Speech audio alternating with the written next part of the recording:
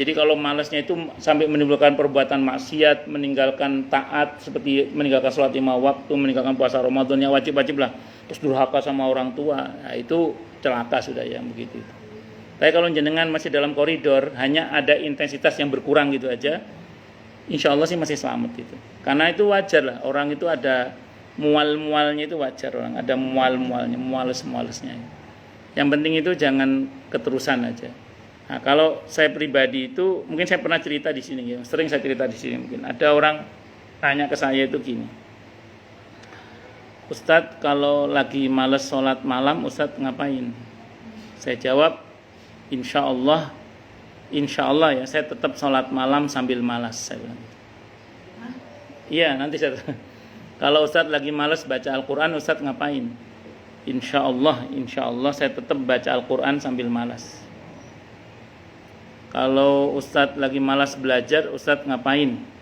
Saya jawab, insya Allah saya tetap belajar sambil malas. Artinya saya tetap berusaha sholat malam, walaupun rokaatnya nggak sebanyak kalau iya paling nggak witir 1 rokaat misalnya. Saya selesaikan dulu ya. Nah, termasuk Al-Quran, saya berusaha menyempatkan baca Al-Quran, walaupun mungkin saya nggak buka mushaf, karena yang saya ulang yang saya hafal saja misalnya, karena hari itu mungkin lagi mual tadi itu, atau karena sibuk bikin pernak-pernik rumah-rumah itu. Itu keterampilan baru. Iya, dari anak saya. Oh, itu karyanya anak ibu atau anak ibu? Atau? Saya beli nggak ada, saya tinggal. Oh, Masya Allah, bagus karyanya itu. Kita membayangkan andekan ini rumah beneran ya. Masya Allah. Nah, nuansanya Jepang semua ya nuansanya. Iya, saya pilih yang. Oh, Masya Allah. Nah, terus kemudian ketika saya malas belajar, insya Allah saya tetap belajar. Walaupun yang saya baca tidak sebanyak yang kalau saya nggak malas. Nah, jadi kadang memang perlu ada istilahnya itu Allah mapaksakeun. Allah mapaksakeun gitu. Iya. Kira-kira gitu. Monggo. Kalau kita sholat ya, tapi kita tetap dikerjain, tapi pikirannya kemana-mana itu gimana? Ya masih bagus daripada yang nggak sholat. Dan nggih. Jadi sholat pikiran kemana-mana itu masih lebih baik daripada kemana-mana nggak sholat. Lah betul. Iya, sholat pikiran kemana-mana itu lebih baik daripada kemana-mana tapi tidak sholat. Poncel. Baca Quran, waktu sholat, ya sholat kecil tapi kemana gitu dia. Semakin ingin konsentrasi, semakin nggak konsentrasi. Iya. Khusyuk itu Bu dinikmati dan dikondisikan. Karena semakin kita ingin khusyuk, semakin kita nggak akan khusyuk. Allahu Akbar. Di sini itu yang kaku leher nanti itu. Ya betul, yang kaku leher itu nanti itu. Jadi yang betul itu sholat itu dikondisikan. Jadi makanya dulu dalam ajaran Nabi itu ada istilah menanti sholat. Misalnya zuhur itu jam 11.50 berapa gitu ya. Maka kita itu misalnya dari jam 11.45 itu udah persiapan. Sehingga zuhur kurang 5 menit itu kita udah standby untuk sholat. Sehingga nanti ketika kita sholat itu sudah terkondisikan. Itu lebih mudah untuk khusyuk. Karena khusyuk itu hadiah dari Allah. Terus bacaan sholat itu udah kita pahami di luar sholat. Sehingga ketika sholat itu kita nggak sibuk menerjemahkan. Tinggal menikmati aja. Tinggal menikmati interaksi kita dengan Allah gitu. Walaupun kita tidak menerjemahkan satu persatu, tapi kita paham sudah Fatihah itu isinya ini loh. Subhanallahil azim itu isinya ini loh. Sehingga ketika kita bertasbih itu ya kita otomatis tinggal merasakan di sini itu. Nah, merasakan di sini itu nanti insya Allah akan timbul rasa khusyuk itu. Nah, saya kira itu. Tapi saya ulang Bu, ibu sholat pikiran kemana-mana itu masih lebih baik daripada kemana-mana tapi tidak sholat. Oke, paham gak? Nah, itu rumus. Nggih. Kalau lagi sholat itu kita tuh sebelum sholat tuh nyari sesuatu barang ya tadi yang kunci lah. Ya. Lagi sholat tuh Iya, betul. Ya, memang ada setan khusus untuk itu. Ya betul, tidak salah. Makanya kan sampai ada ulama yang berseloroh gini. Kalau ada sesuatu yang hilang dan kita lupa nggak tahu di mana, sholat. Nanti akan ketemu itu. Ya emang ada setan kerjaannya gitu, Bang. Jadi membuat orang ingat sesuatu yang lupa itu di dalam sholat itu. Iya betul. Ada. Semua hal ya, Dad, ya? Bukan cuma Iya barang. banyak. Iya banyak. Iya. Termasuk ilmu betul. Betul tidak salah. Betul tidak salah. Iya. Oke. Silakan. Saya nih ada teman berhutang dan saya bayar tuh pada saat itu dia meninggal nih Ustaz. Nah, terus karena saya berpikir nggak mungkin deh kayaknya dia bayarkan ya, tapi waktu pada saat saya ngasih pun saya bilang saya ikhlas deh gitu ya, terserah dia mau bayar nggak.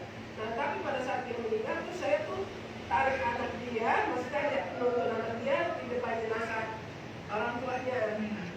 Saya bilang sama anaknya, ibu kamu punya utang sekian banyak, tapi saya udah ikhlasin, saya udah pokoknya ikhlas gitu lah saya dengan dia tidak membayar ke saya. Gimana sih Ustaz? Nggak apa-apa. Depan jenazah itu benar apa enggak Ustaz? Ya itu soal cara ya. Sebenarnya nggak harus juga sih. Nggak harus gitu juga, nggak harus. Kan takut anaknya kan nggak tahu, katanya kan kalau anaknya pasti nggak tahu. Kan ibu udah ikhlas kan? Hah?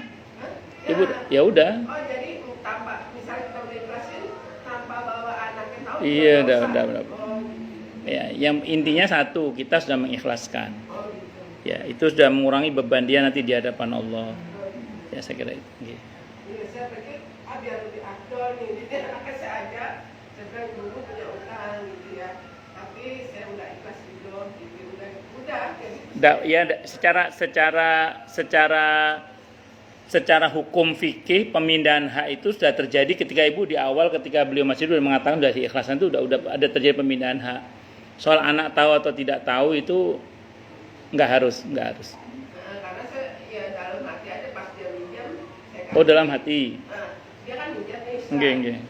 Terus udah gitu dalam hati saya gini, karena saya kepadaannya kan ya. Oke. Ya udahlah, saya ikhlas redho seandainya dia tidak mengganti pun gitu loh. Pokoknya saya ikhlas gitu. Jadi saya kasih uang itu gitu. Nah, Ya tidak apa-apa. Itu sudah meringankan dia. Sudah meringankan dia. kan berat gitu pada saat Enggak, sudah meringankan dia, sudah. Adapun ibu ikrar, tergantung niat kita ya. iya, ibu udah mengikhlaskan itu udah ringan bagi dia di sana nanti di akhirat.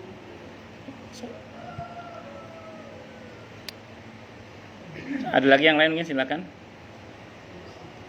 Cukup. Assalamualaikum, Pak Ustadz. Saya mau bertanya. Waalaikumsalam warahmatullahi wabarakatuh. Nggih.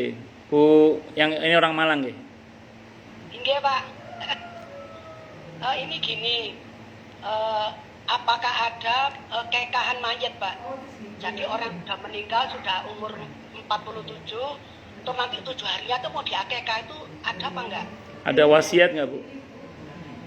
Sepertinya enggak ada. Nggak ada. Sampun? Sampun, inggih. Sependek yang saya pahami ya, dan sependek yang saya pelajari dan sependek yang saya pahami, jangankan orang tua ya, anak bayi aja kalau udah meninggal itu sebagian ulama mengatakan sudah tidak ada kesunahan akikah. Kalau udah meninggal ya, apalagi ini udah tua. Nah, jadi sependek yang saya pahami. Tapi kalau kurban itu masih ada. Walaupun sebenarnya kurban itu juga tidak berlaku untuk orang meninggal asal ada wasiat tapi. Asal ada wasiat. Makanya tandanya ada wasiat enggak? Kalau enggak ada wasiat, ya sudah enggak berlaku aturan itu. Jadi kalau menurut saya kalau mau motong kambing aja. Niat sedekah berarti. Iya, enggak harus niat akikah. Kalau mau diniatin akikah, kalau nanya ke saya ya sah-sah saja, tapi kalaupun tidak sah nanti jatuhnya sedekah biasa. Soalnya kan kalau kita ngomong akikah itu ada mustahiknya soalnya. Mustahiknya kan 3 itu, fakir miskin, hadiah, dan yang akikah itu sendiri. Nah sementara kan kalau itu nanti untuk acara doa untuk kematiannya, otomatis kan tidak semua yang datang itu orang miskin misalnya. Nah, sementara akikah itu kan dagingnya ada hak orang miskin di dalamnya itu.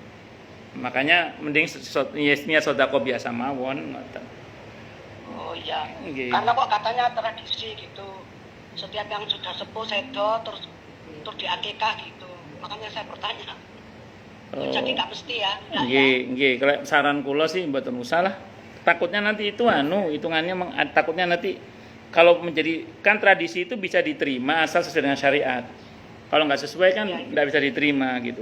Nah ini ngerinya ini termasuk yang tidak sesuai. Kenapa? Karena sudah meninggal kok diakikahi. Padahal kan bayi saja yang meninggal itu ulama beda pendapat tentang apakah masih sunnah diakikahi atau tidak. Apalagi ini udah tua. Nggih. Iya. Iya. Nggih. Niat sedekah biasa mawon nggih. Sami-sami. Tapi sedekah biasa ya. Nggih. Matur nuwun, Pak. Nggih, sami-sami. Waalaikumsalam warahmatullahi wabarakatuh. Kecuali ada wasiat. Kalau ada wasiat nanti aku mati belena wedhus akekah kanggo aku yo itu, Pak. Itu menjadi disyariatkan gara-gara ada wasiatnya itu. Oh. Saya juga udah tanya ini ada ono sing pesen apa enggak? Nggih. Ada pesen-pesen. Lewat ada pesen-pesen nggih sedekah biasa mawon. Itu katanya. Oh, berarti nanti saya sampaikan Bapak sedekah biasa aja. Iya. Mau potong kambing ya udah potong tapi enggak akekah gitu ya, Pak. Nggih. Nggih, matur nuwun, Nggih, Pak. sami-sami. Ada lagi mungkin? Assalamualaikum. Waalaikumsalam warahmatullahi wabarakatuh. Ustaz, ini kan malam akhir tahun, bersama ini kan 1 Rajab. Itu kan macam-macam ya. Dulu saya ingat waktu almarhum Ustaz dari pernikahan itu kan suka ngadain zikir di aktif. Saya nggak tahu apa ada hadisnya apa apanya gitu. Saya dulu beberapa kali suka itu di aktif. Dulu kan ada pro kontra zikir mah jangan rame-rame. Tapi kita sih ada pada tiap jalan murah-murah dan trompet-trompet, saya pikir ya kenapa tidak ya kita ke masjid. Nah itu sekarang muncul lagi kayaknya udah nggak ada lagi nih Ustadz yang punya kebiasaan seperti kita ilham gitu. Ada Bu, cuman Ibu nggak tahu aja. Ada. Jadi saya mau jawab, ini jawaban saya. Ya. Masjid yang mengadakan acara di malam tahun baru Syamsiah, kayak nanti malam itu, manggil orang kumpul di masjid untuk berzikir, berdoa, ngaji dan macam-macam. Kalau niatnya untuk mengalihkan orang dari perbuatan maksiat, maka dia dapat 2 kebaikan. Pertama, kebaikan mengajak orang ke masjid. Nah, kebaikan mengajak orang ke masjid, itu yang pertama. Yang kedua, kebaikan mencegah kemungkaran. Daripada anak-anak muda atau orang-orang keluyuran gak jelas, mending ke masjid, zikir, ngaji. Nah, itu dapat 2 pahala itu, insyaallah. Pertama, pahala mengajak orang dalam kebaikan. Yang kedua, pahala mencegah kemungkaran. Nah, insyaallah itu. Saya kira itu, wallahu a'lam bishawab. Kalau mengenai zikir bersama itu, Bu, Nabi itu mencontohkan zikir bersama. Hadisnya riwayat Ahmad. Hadisnya nomor 16.499. Nomornya 16.499. Nomornya itu. Nabi pernah kepada para sahabat, angkat tangan kalian. Ikuti yang saya baca, la ilaha illallah. Sahabat mengikuti la ilaha illallah. 1. Dalam hadis Bukhari, selesai sholat, kata Ibnu Abbas, saya tahu para sahabat Nabi itu selesai sholat dari gemuruh zikir mereka. Nah itu Nabi itu berada di Ibnu Abbas berada di rumah itu, mana masih kecil kan. Suara zikir di masjid sampai kedengaran ke rumah, kalau nggak bersama mana bisa itu zikir. Jadi dulu itu zikir itu bersuara dulu itu. Hadisnya Bukhari itu diantaranya. Kemudian dulu kita ngaji kitab Arsul Al-Muallim itu ya. Ada hadis di situ itu. Di Masjid Nabi itu setiap subuh ada 2 majelis. Yang satu halaqah lingkaran majelis zikir, yang satu halaqah majelis ilmu. Nabi puji dua-duanya. Kira-kira bikin halaqah zikir itu kira-kira zikirnya masing-masing apa bersama kira-kira itu? Bersama. Zikir bersama itu ada di masa Nabi. Bukan tidak ada, ada. Cuman memang ulama memahaminya begini. Ada yang memahami zikir bersama, ada yang memahami bersama-sama berzikir.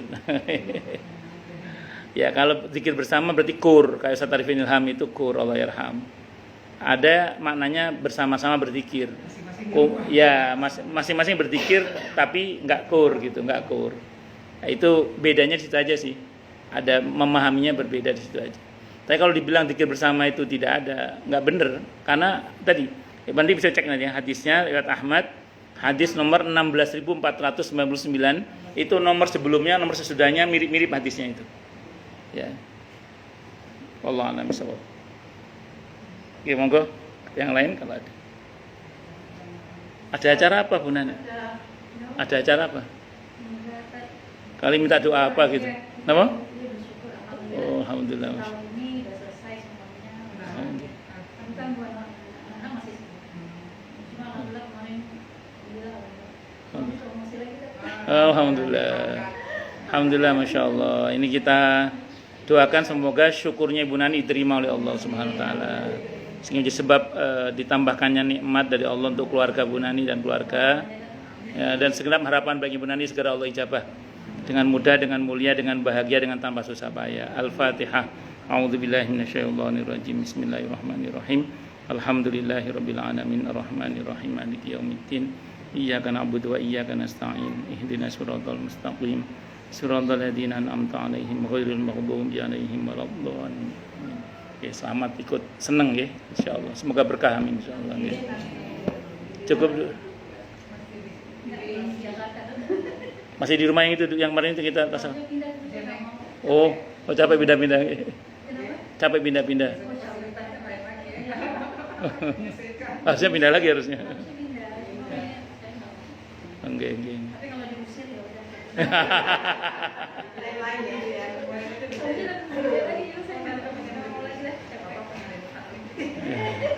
Baik, kita tutup dengan hamdalah. Alhamdulillahirabbil alamin. Semoga kajian kita bisa bermanfaat, mubarakah fi dini wa dunya wal akhirah untuk kita, keluarga kita dan seluruh umat Islam semuanya, dan mudah-mudahan kita semua dijadikan oleh Allah sebagai orang-orang yang sukses dunia akhirat, selamat dunia akhirat, bahagia dunia akhirat, dan dipermudah urusan kita oleh Allah fi dini wa dunya wal akhirah. Semoga Allah limpahkan hidayah selalu untuk kita, semoga Allah tingkatkan selalu hidayah untuk kita, dan semoga Allah berikan hidayah untuk siapapun yang melihat kita.